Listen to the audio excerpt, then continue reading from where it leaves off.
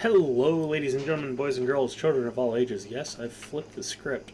This actually throws me off a little bit. But we are going to go over a wonderful, wonderful post from somebody who has done us all the favor of summarizing Shadowlands. And I think this post is honestly one of my favorites. So let's have a look, shall we? So here we have it, a short summary of Shadowlands before Dragonflight comes out. I love this. I love this. So Sylvanas killed herself somewhere around the time Deathwing came out of Deepholm. No. It wasn't the very start of Cataclysm. It was literally right after Arthas died. So the very start of Cataclysm. Here she met the jailer who promised her that they can break the cycle of life and death together. It's not at all what he promised. They both see it as unfair. He was the first arbiter and saw countless people's lives judged by the rules set in place by the first ones that don't take into consideration often split families apart for eternity. He wasn't really down with that, which is why after him a mechanical arbiter was put in place. That is not why he did it. He did it in order to stop the great evil from coming, right? A mechanical arbiter wouldn't get any smart ideas. After jailer servants show Sylvanas how families are separated for all eternity, something she cannot handle as family has been everything for her all her life, she is convinced too. No, that I don't know where you're getting that. She lost her parents and brother in the Second War, and the thought of being sent to the Shadowlands, where she can't see them ever, even though they are out there, broke her. Nope. She's also mortified that the Arbiter sent her to the Maw for doing bad things she was forced to do by Arthas, while sending people like Zul'jin, who is responsible for the deaths of her family members and countless more, by his own volition no less, to Revendreth where he can get penance. She decides to side with the jailer after deliberating it for years, though, right around Legion when she became War Chief. She actually, I've already summarized the lore. That is just wrong on so many levels. The Dreadlords are created by Sire Denathrius, the leader of Revendreth, who sided with Zoval. Maybe. No, he has. As you know, Dreadlords are very cunning and known for being deceitful, so who knows if Denathrius really serves the jailer. We do. We know that. That's a topic for another time. What is important is that Denathrius sent the Dreadlords to all the different cosmological forces as spies, most notably disorder. If a creature consumes too much of a type of magic, it will become a being of that type of magic. I don't know where you're getting that. So the Dreadlords who consumed Fel became literal demons. There was also a void sect of Dreadlords who manipulated Sargeras into starting his Great Burning Crusade. No.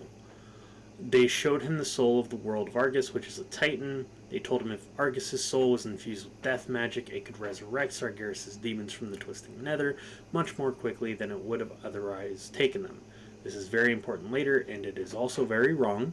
The Dreadlords also give Kil'jaeden the Helm of Domination and Frostmourne, which he used to imprison Ner'zhul at the end of Warcraft 2 beyond the Dark Portal, but it was made by the Rune Carver in Shadowlands, who later turns out to be the imprisoned Primus. It was supposed to be used as a tool for the vessel who would start the jailer's conquest on Azeroth, but it's made quite clear to all of them, Ner'zhul, Arthas, Bolvar, were acting mostly on their own accord, besides Arthas, who's often manipulated by Ner'zhul. It's almost like the lore of the jailer and the Mournblade doesn't make sense. Now you remember that I said Argus was infused with death magic. Well, when we killed him in Legion, that broke the Arbiter because a being such as Argus was not meant for the Shadowlands. The Titans who are beings of order have their own realm of existence. But being infused with death, he became a creature of death, and the breaking of the Arbiter caused all souls to be sent to the Maw instead of the rightful afterlife. This empowered the jailer and Sylvanas a lot. So, a few things here. That's not why he was sent to the Shadowlands. We don't know exactly why he got sent to the Shadowlands, but the idea is that it was manipulation, right? There was some kind of manipulation. He was also known as the Titan of Death. We have no idea if it's because, he became a creature of death, right? Because it's not like fucking Eonar is a Titan of life, right? Even though life, the cosmic stuff doesn't make sense. is what I'm saying. And we have no idea if number 3 is even right. So, to empower the jailer and herself, the jailer instructed Sylvanas to cause as much death as possible. Thus, the Fourth War began after Legion, which is central most to the plot of BFA. After BFA, she goes up to the Icecrown Citadel, fights Bolvar, and breaks the Helm of Domination. The Helm of Domination is tied to the Shadowlands, and every time you break an artifact of power, the power goes back to where it came from. A surge of energy burst from the helm, and it literally broke the barrier between Azeroth and Shadowlands. There's a little bit of, like, headcanon in there, but...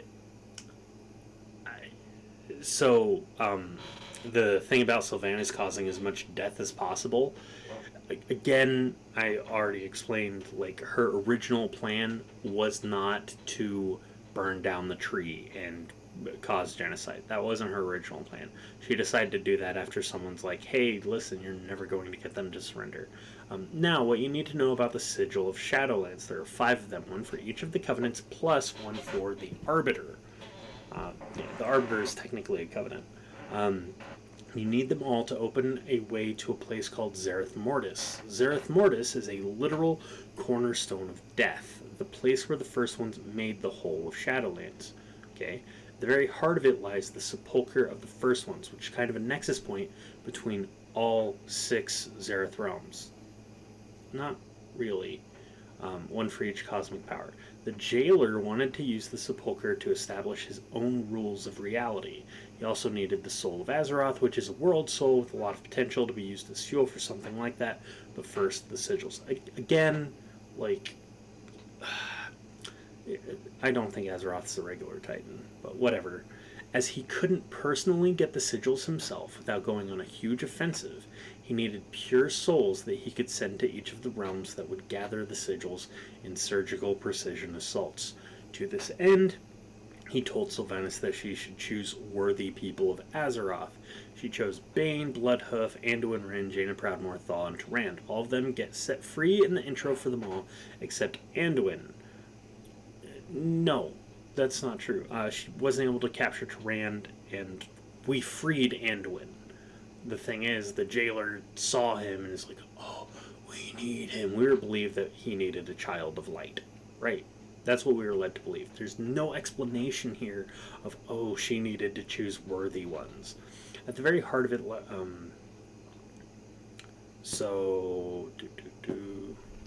all of them get set free in the intro. All the stuff in 9.0 happens. Covenant campaigns, attack on Castle Nathria, where Renathal binds to Nathrius inside Remornia.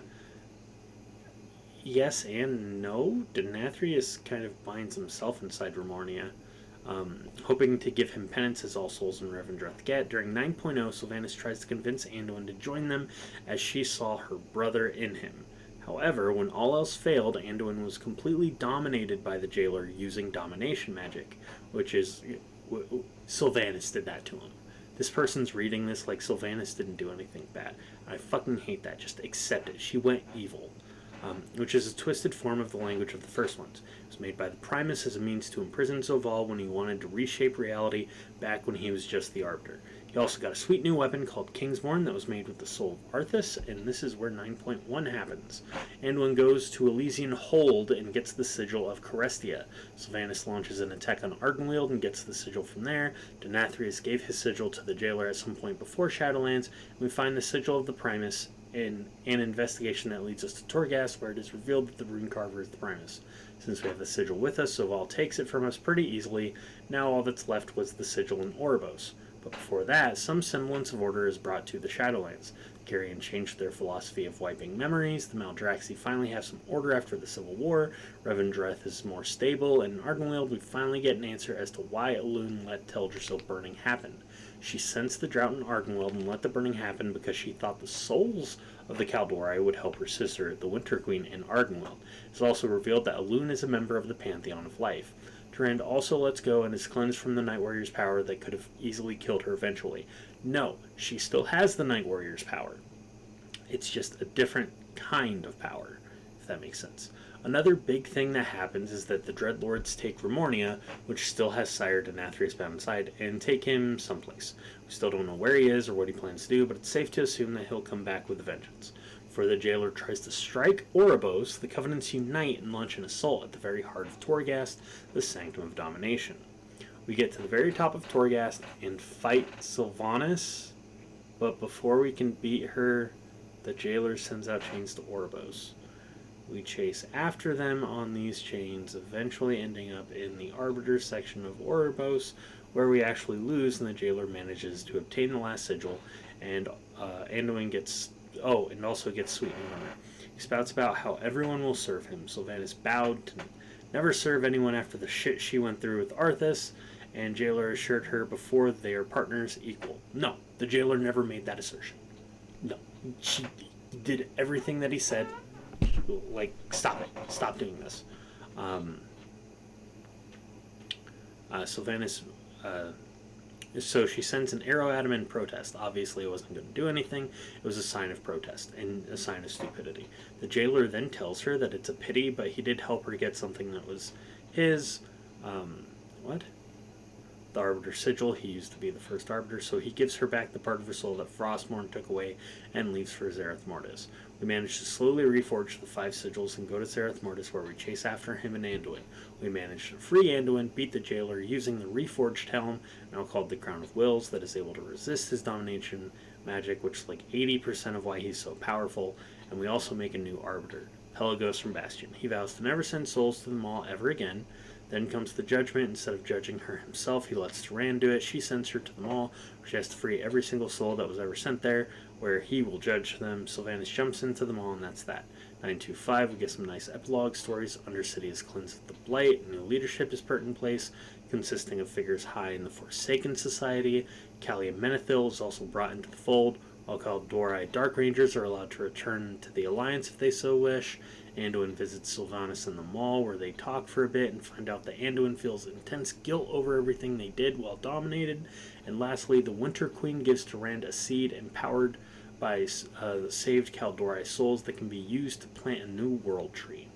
Regarding what might come next, there seems to be a confirmation of a 7th power existing, and it stands in opposition to the 6 ones that we know of. In essence, it could just be 2 cosmic forces, and the 6 could just be aspects of the first one, while the second one stands in opposition. That's it for the Stories of Shadowlands. This post is all available in video form if you wish to listen. What? Bro, what? No. No. I mean, I can't say much, but bro, why you do that?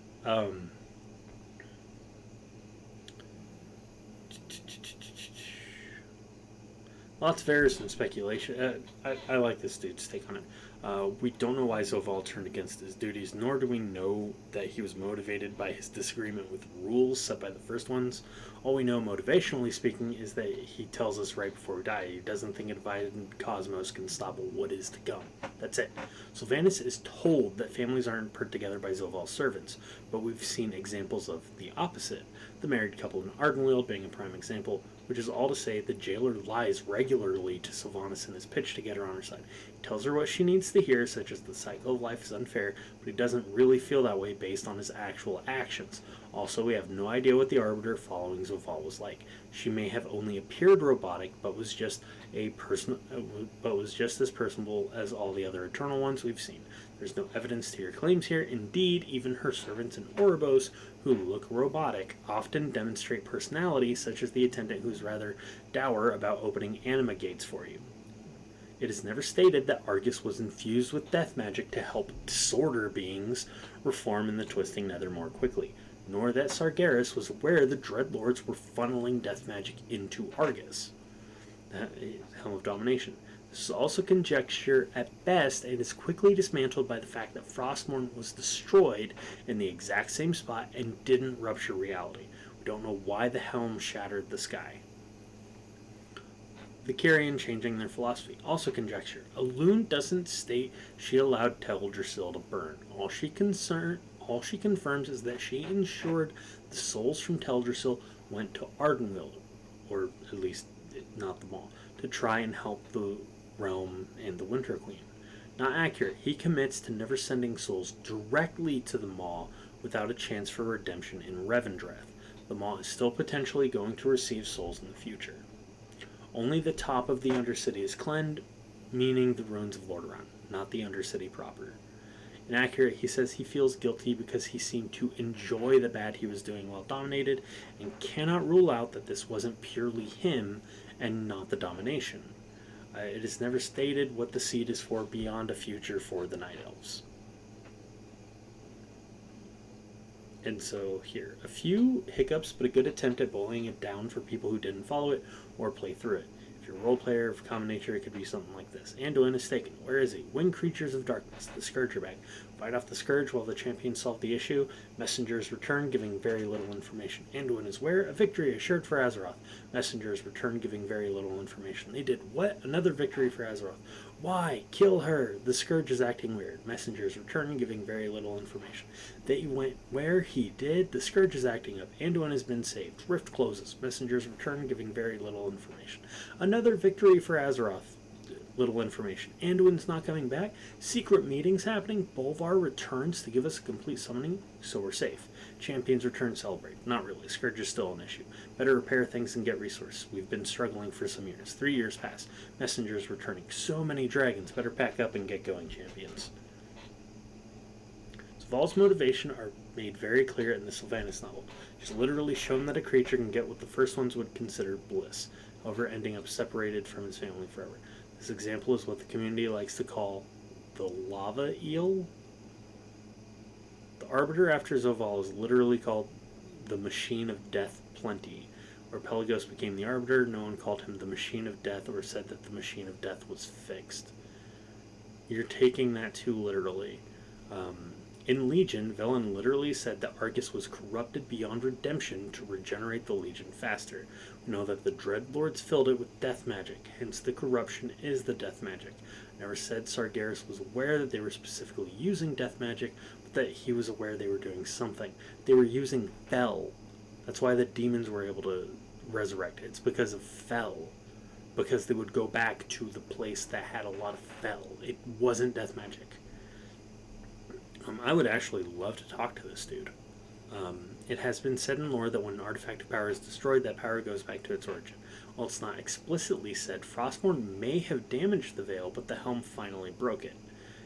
It's not that Frostmourne damaged it, it's that shit that the jailer was doing damaged it. Keep in mind, he was doing stuff from his end. If Elune helped the elves, they wouldn't have all died and then went to the Maw. She thought that their deaths meant more souls for Ardenweald. Elune is not really known for taking rerouting elf souls, so I don't know what you really mean by that. Ysera. That's what they mean by that. Sylvanas is literally sent to retrieve all souls from the Maw. Not the souls she sent there, all the souls, until she is the only one left there. Again, not quite. Undercity proper wasn't even blighted, only the surface section. Still guilt over things Anduin's done. I don't see the disagreement here. It's a seed. What do you think it's for? The hinting to it, Dragon Isles comes from the fact that it was around the time Dragonflight and Marithra is said to know the perfect place for the seed to go. This information is coming from Zoval directly as a character, who has cause to both misrepresent and outright lie to Sylvanas to get her on his side. The operant question to ask yourself is whether or not Zoval can be trusted at his word, and if so, to what degree would he try to subvert the actual truth to lionize himself? The Machine of Death phrase isn't generally applied to the Second Arbiter, but rather the actual process of dead souls traveling to Oribos to be judged and set on his particular afterlife by that Arbiter. All of the Shadowlands are generally considered the Machine of Death, not just the Arbiter. The main reason why I took him at his word is because he could have simply done some domination and be done with it. He specifically tried to get Sylvanas on his side by non-violent means. In either case, Zul'jin was still in Revendreth when she was sent to the Maw. As Wanda would say, that doesn't seem fair. I'm sorry, Scarlet Witch. Even if we take that to mean the process in general, the Second Arbiter was said to be devoid of will and also constructed by the Eternal Ones. Domination failed him with Ner'zhul, Arthas, and Bolvar. so he likely thought, probably correctly, that he would also be unable to control Sylvanas via domination, just like the successive Lich Kings. Sylvanas' visions of the Shadowlands were also very obviously curated to play on her existing prejudices, like with Zul'jin, who in life did nothing that would cause him to deserve them all and or random beings seemingly separated from their loved ones for unknown reasons. Fair or not, or even imaginary or not, what Sylvanas saw couldn't be said to be a good representation of the Shadowlands as a whole. She was devoid of will to ensure she didn't go Zoval's route. Yes, that doesn't make her an automaton, though, and both she and Zoval were constructed in their own right, as are all the Eternal Ones. She was allowed to see someone she wanted to see. She just had to give any name, and she would be taken there. He didn't lie about Zul'jin, since we saw him ourselves, so I don't think he could have lied about others as well, or given her a mirage of sorts. Shadowlands has been shown as not ideal as well, considering there are aspects that even the Eternal Ones concede were not the best. Souls going to Maul, residual memory about her getting dominated. He still could have controlled her if he wished when she was there. He did it with Anduin, but only as a last resort after 3 previous heralds were unsuccessful. He seemed like the type of creature to want acknowledgement that he was right. He was telling Sylvanas to hurry up and do it. He was telling her to do it. Fuck off. I really appreciate you writing up.